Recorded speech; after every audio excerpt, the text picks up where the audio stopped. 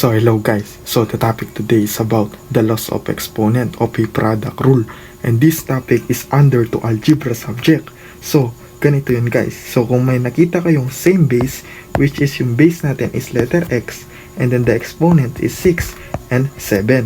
So ganito yung una natin gagawin pag may nakikita tayong ganyan na same base sila, and multiply natin sila. So ganito guys, so every time may nakita tayong same na base, ang gagawin is x, yung base natin, yung exponent is pag-add 6 plus 7 kapag same lang yung base guys ha. So x 6 plus 7 equals to x 13. So the answer is x 13. So the x raised to 6 multiply to x raised to 7 is equals to x raised to 13. Gets? So introduction pa lang yan guys. So let's proceed to the next problem. So the next problem is x raised to 12 and x raised to 4. Yan yung first problem natin guys. Gets? So makikita nyo same sila ng base. So ang gagawin is nakamultiply siya. So ibig sabihin same ang base tapos multiply. Ang gagawin is ang exponent is pag-add. Gets? So pag-add natin sila, x raised to 12 plus 4 is equals to x raised to 16. Gets? So next, proceed tayo sa number 2. Itong 2 raised to 17 multiply to y raised to 4 and multiply to 2 raised to 13 and multiply to y raised to 9. Gets? So titingnan natin yung same base nila. Ang base is 2 and 2. So dito naman is y and y. So yung sa 2 muna. 2, 17 plus, bakit magpa-plus? Kasi naka-multiply siya. Naka-multiply, yan yung mga quantity niya, yung mga parenthesis niya. Gets? So naka-multiply siya. So pag-add yung exponent, 17 plus 13 is equals to, so mamaya na natin equals yan. So proceed tayo sa isang base naman. Yung base nila isa is yung y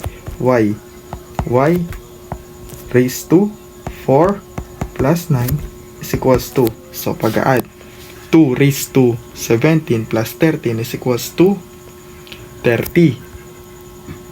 2 raised to 30 then multiply to what? Y 4 plus 9 is equals to 13. So the answer is 2 raised to 30 multiply to y raised to 13. Gets guys? Okay, next. Proceed tayo sa next problem. So the next problem is x plus y raised to 8 multiply to x plus y raised to 6. So bali multiply siya. So yung exponent is pag-add. So the base is x plus y. Same sila ng base. Yung exponent is pag-add. 8 plus 6 is equals to x plus y raised to 8 plus 6 is equals to 14. So x plus y raised to 14 yung correct answer. Gets? Okay, next problem tayo is xy raised to 6 multiply to 5x squared y raised to 4. So bali magiging exponent natin yan dyan is yung sa x natin may exponent siyang 1 invisible, and then yung y natin may exponent na 6. Sa kabila naman itong 5 may exponent na 1 invisible. So bali niyan gagawin natin is 5 multiply to x, yung 1 natin meron ito invisible 1 plus yung 2 natin 2 and multiply to y, the exponent is 6 plus sa kabilang exponent is 4.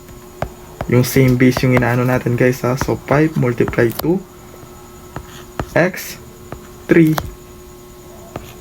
and y raised to what? 10. Gets guys? So bali ito na magiging total natin sagot guys. So next is the b raised to 5 over 3rd. Ganyan ibig sabihin yan. B raised to 5 over 3rd multiply to 5b raised to 1/3. So is equals to what? So pag add natin exponent, the 5 over 3 plus 1 over 3 is equals to, same base sila dito. Anong gagawin pag dyan is 3 raised. So, pag-add lang yung numerator. So, 6 is equals to 6 divided by 3, 2. So, bali yung B natin, ito yung base, B squared. So, ito na yung sagot, guys. Gets? Okay, next problem. So, the 3 raised to negative 1 multiply to 3 raised to negative 2. Ganyan to yung problem. So, ano gagawin? Same yung base nila. Base is 3. 3 raised to negative 1 plus negative 2 is equals to 3 raised to negative 1. So, eto muna.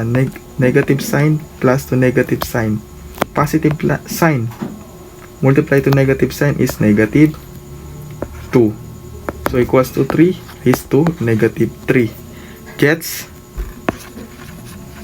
Pwede nyo naman simplify yan, guys, kung gusto nyo. Pero kung malaki na, hindi na kailangan i-simplify pa. Automatic na yan. So, gets?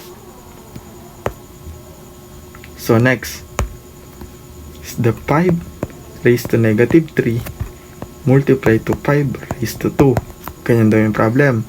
So, same ang base nila. Ang base is 5. So, 5 negative 3 plus, bakit pagpa-plus? Kasi multiply. 2 equals to 5 raised to negative 3 plus 2, negative 1. Gets? So, ito na yun, guys. Next time, pag-aaralan natin yung negative exponent. So, for the meantime, ganyan muna. 5 raised to negative 1 muna. Sa ibang video na yun. Gets? Next. So, 4 raised to negative 5 multiply to 4 raised to 3 equals to, yung base natin is 4, copy, negative 5 plus, bakit plus? Multiply siya. So, is equals to 4 raised to negative 5 plus 3 is negative 2. So, the answer is 4 raised to negative 2. Gets? Next topic, pag-aral natin yung negative exponent, kung paano ayusin. Gets? So, yun lang, guys, for today's video. The topic is about loss of exponent of a product rule, of a product of a power. Gets? So, that's it, guys, and I love you all to infinity and beyond. Goodbye.